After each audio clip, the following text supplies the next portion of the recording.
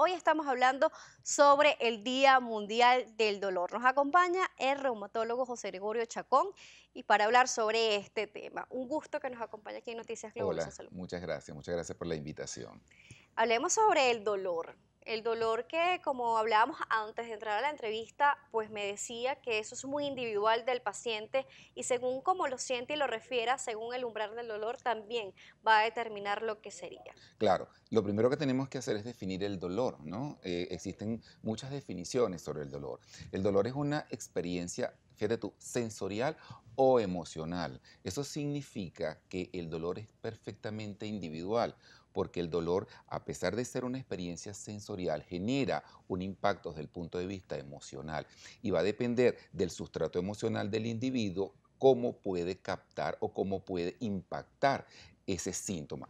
En otro orden de ideas, el dolor no necesariamente es patológico, porque como decía el micro, el dolor forma parte de nuestra vida. El dolor existe para anunciarnos que un daño potencial o un daño real puede estar presente. El problema es cuando ese dolor se transforma en un proceso en el cual ya no es controlado, se puede cronificar y ahí es donde genera enfermedad. Por supuesto, ya cuando el dolor es crónico y persiste durante el tiempo es donde también se habla de dolores incapacitantes según cómo lo sienta el paciente. Y precisamente este año se tomó como premisa la educación para el paciente. Hablemos de ello. Es fundamental. Yo creo que estamos en una etapa donde el paciente ya debe ser visto de una manera diferente a como clásicamente era visto el paciente. Es decir, paciente y médico, el paciente allá y médico yo acá. Yo todo omnipotente, el paciente sencillamente oye y obedece las indicaciones que yo le doy. Hoy en día el abordaje clínico es mucho más dinámico y hoy en día consideramos que el paciente debe empoderarse de su condición y fundamentalmente en los procesos dolorosos crónicos, donde se impacta tanto en los aspectos emocionales del paciente, es allí donde los aspectos educativos cobran una gran importancia. Tenemos que empoderar al paciente. ¿Cómo lo vamos a empoderar? Educándolo. ¿Educándolo en qué? ¿Qué tiene? ¿Cómo funciona? ¿Cuáles son las causas? ¿Cuál es el impacto? ¿Y qué debe hacer para poder mitigar el dolor? Más allá de cumplir un tratamiento médico. Es decir, porque a veces pensamos que solamente ir a un médico con un dolor e indicarle una tableta, un tratamiento, ya con eso es suficiente. No.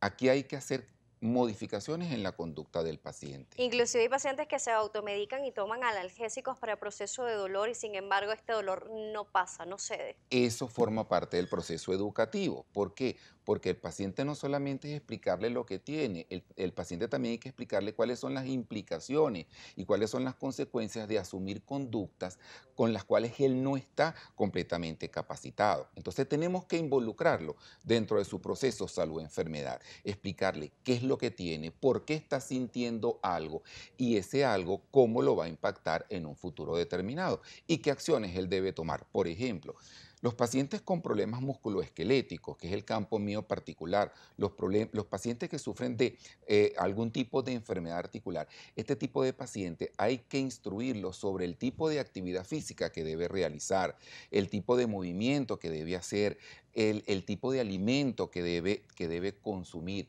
Entonces son actividades de la vida que él debe aprender para poder vivir adecuadamente, porque esto es otra cosa importante. Hay que explicarle al paciente que muchas veces no vamos a poder suprimirle la patología definitiva que está causando su síntoma, pero que puede vivir perfectamente adaptado a su situación. Por lo tanto, tenemos que enseñar al paciente cómo confrontar una situación patológica que genera dolor Por crónico. supuesto, y en reumatología también es una de las especialidades que ven más lo que serían patologías del dolor. Nosotros tenemos también participación a través de las redes sociales, en Twitter como @salud_gb. Tenemos una pregunta que nos hace José Villarreal, lo vamos a tener en pantalla, él nos hace dos preguntas, la tenemos en pantalla y dice, mi saludo, necesito orientación a esta patología que ocasiona los dolores en la punta de los dedos de la mano. Cuando se golpea uno de los dedos, el dolor es más fuerte. Gracias por su orientación. Y además dice, pregunta es la siguiente, ¿cómo se controla el dolor de las coyunturas y qué hace si se arregla con lo que sería eh, el tratamiento de frío-calor? Lo que pasa es que él dice que aumenta con frío y también con calor. Y también hablemos también de las técnicas que se utiliza con frío y calor. Aprovechemos allí. Sí, una de las características más importantes de las enfermedades articulares es que muchas de ellas son sensibles a los cambios de temperatura. Hay pacientes que se sienten muy confortables en los ambientes calurosos y hay pacientes que se sienten muy mal en los ambientes fríos. De tal manera que lo primero es que hay que evitar el ambiente que precisamente nos esté causando malestar. Y en cuanto a su inquietud sobre esto que se golpea y tal y cuanto, lo importante es que él tenga un diagnóstico certero, es decir, lo primero que tiene que acudir es a un médico especialista que determine exactamente qué es lo que tiene. Y otra cosa importante es, a estas personas hay que orientarlos en cuanto al movimiento y la vida en movimiento. Un paciente con molestias articulares, generalmente, ¿qué tiende a hacer o generalmente qué es lo que le recomienda? Tienes que tener reposo. Ciertamente tú debes guardar reposo en una condición particular, pero el hecho de que tú tengas una enfermedad articular no indica que tú te vas a inmovilizar. Yo estoy preconizando la cultura del movimiento. Tenemos que caminar, tenemos que ejercitarnos, tenemos que llevar una vida en movimiento y eso es uno de los factores más importantes que por una parte disminuye el dolor articular, disminuye la ansiedad, disminuye la depresión y todo eso va a favor de un bienestar integral de la persona que padece este tipo de patologías crónicas.